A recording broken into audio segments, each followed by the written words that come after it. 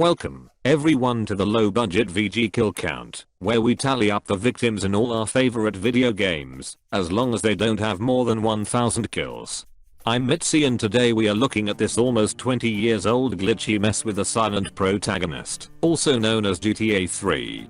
To anyone who hasn't played this yet, don't, or if you really want to, play the remastered version, it's much better. With that out of the way, let's get to the kills. There's no escape from monsters they make from come. The game starts with an intro cutscene, where Claude gets betrayed by his girlfriend, Catalina, after the heist of the Liberty City Bank. Claude, 8-Ball, and some random felon are sitting in a police van, get rescued, and the bridge gets blown up. By the way, for this kill count, only kills in cutscenes will count, with a few exceptions, and not all missions will be covered. Anyway, Claude and 8-Ball go to Luigi's club, because 8-Ball knows Luigi and wants to get some work for Claude. While he talks to Luigi, Claude waits outside. He doesn't have to wait for long though, because 8-Ball gets the talking done in a single second. Luigi gives a very simple job for Claude: take Misty back from the hospital. He obliges the request. Luigi is too busy to talk to Claude, so he wrote a letter delivered by Mick. He's upset that a new type of drug by the name of Spank is on the streets and his girls can't get enough of it. He wants the guy distributing the drug dead and his car belonging to himself. Claude promptly kills him and takes his car back to Luigi. Claude drives Misty to the mafia leader's son, Joey. That's it. In Luigi's next mission, the protagonist gets to use a gun. If you were wondering why this mission's name is Pump Action Pimp, it's because you have to kill 2 guys, one of which is a pimp armed with a pump action shotgun. Remember, kills only count in cutscenes, with few exceptions.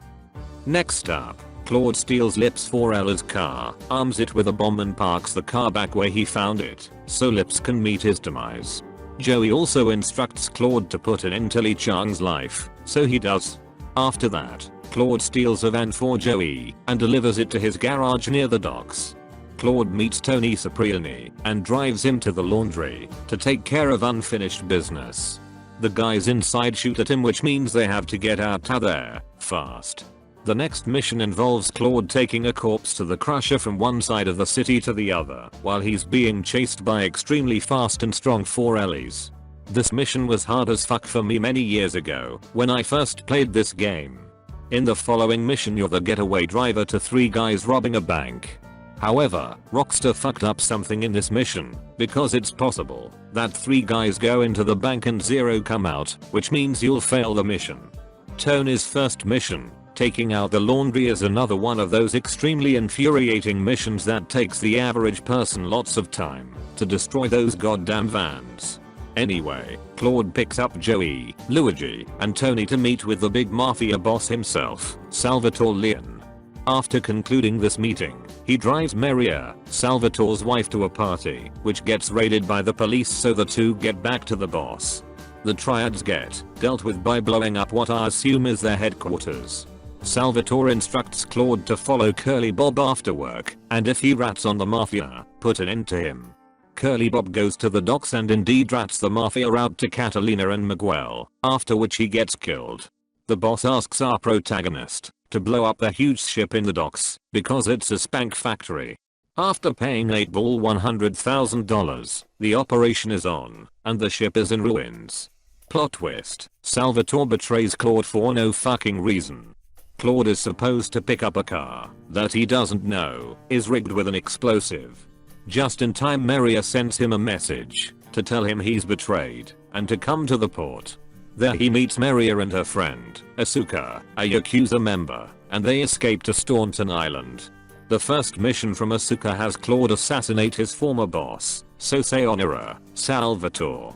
A few missions later, Claude meets Ray Machowski, a corrupt cop who only lives in the public toilet of a park.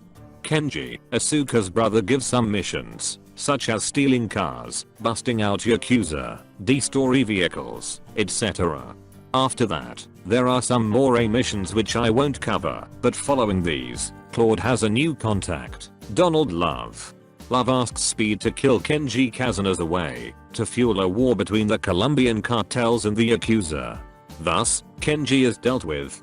Ray gets taken to the airport to leave Liberty City, so finally he doesn't shout at Claude anymore. Then, Claude shows up at a construction site where Catalina and Miguel are. She shoots her accomplice, jumps off the roof. Asuka misses the opportunity for revenge. Whatever, just watch it.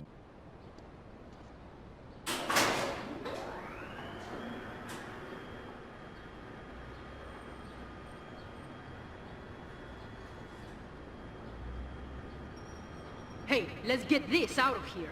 God knows what it is, but he seems to want it badly enough, so it must be worth something. Who the heck? You! Hey, take it easy, amigo. No es nada, no es nada. I left you pouring your heart out into the gutter! Hey, don't shoot, amigo. No problem. We all friends. Here, Don't be take such a this. pussy! Hey, we got no choice, baby. Yeah. You always got a choice, you dumb bastard. I'm sorry about the crazy bitch, man. They all the same, please. Por favor. So, the whore got away. But you've done me a favor. You're not the only one that has a score to settle with the cartel. This worm killed my brother. I never killed no Yakuza. Liar! We all saw the cartel assassin. We are going to hunt down and kill all you Colombian dogs. I'll be operating on our friend here to extract information and a little pleasure. You, drop by later. I'm sure I'll require your services. Please, amigo. Don't leave me here with her, man. She's psycho, chico, man. Please, amigo. Hey, amigo. Amigo. Donald got what he wanted, a war between two gangs. He gives some more tasks and money to Claude, but one day, the protagonist visits him, but he's nowhere to be found. No one knows why he disappeared, and he hasn't been seen since. Meanwhile, Asuka tortured Miguel trying to get him to confess to the murder of Kenji, which he in fact didn't do. However, he did reveal that Catalina fears the revenge of her ex, and sent some men to stop him. He lures them to Pike Creek in Shoreside Vale where Yakuza warriors cut them down. Asuka is tired from torturing Miguel for literally days, and sends Claude to destroy some spank stands all around Liberty City. I'm surprised Miguel is still alive. This mission is one of the hardest in the game. Not only do you have to smash stores in the entire city, but they're far apart, only shown on the map when you're close to them, and you barely have enough time. A mission later, in Ransom we see Miguel and Asuka have been killed by Catalina, who left a note for her ex, saying that she kidnapped Maria, and if he doesn't bring $500,000 to her home in Cedar Grove, Maria is dead. The missions overall give you more than enough to start this mission, even if you buy some guns after some missions, so at least you don't really have to grind to be able to finish the game. Now, it's time for the finale, the exchange. Catalina has no intention of returning Maria, instead she takes the $500,000 and instructs her men to kill Claude.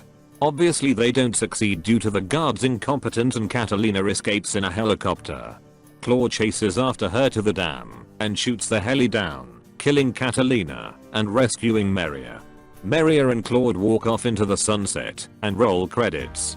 Fun fact about GTA 3, no one says the word fuck a single time in this game. How many people fucked over others and met their demise as a result? Let's find out in the numbers. There's no escape from monsters they make from come. A total of 9 people died in Grand Theft Auto 3, only 2 of which were women, so I can't skip the pie chart. With a runtime of let's just say about 50 minutes of cutscenes, there was a kill on average every 5.55555555556 minutes. GTA 3 came out in October of 2001, soon after the tragedy that was 9/11, which happened exactly 20 years ago today. The event caused some things to be modified in the game, and of course decreased the morale of Rockstar. I first played GTA 3 probably a decade ago, but I've only beaten it for the first time last year. The glitches, poor optimization, and some missions are relentless, but there's still some joy to have. The remastered version is actually better, unlike the San Andreas remaster. I'll make more episodes of the video game kill count, because although the Mortal Kombat 11 episode was just a fan-made project about the kill count by Dead Meat, and wasn't a successful video, I kinda enjoyed making it, and no one is making kill counts like this about games on YouTube, so it might as well be me. Feel free to suggest some games you'd like to see in the next VG kill count in the comments below. Consider subscribing to my channel or even my secondary channel, and following me on Twitter. Link in the description. With that out of the way, see you in the next video. Goodbye, everyone.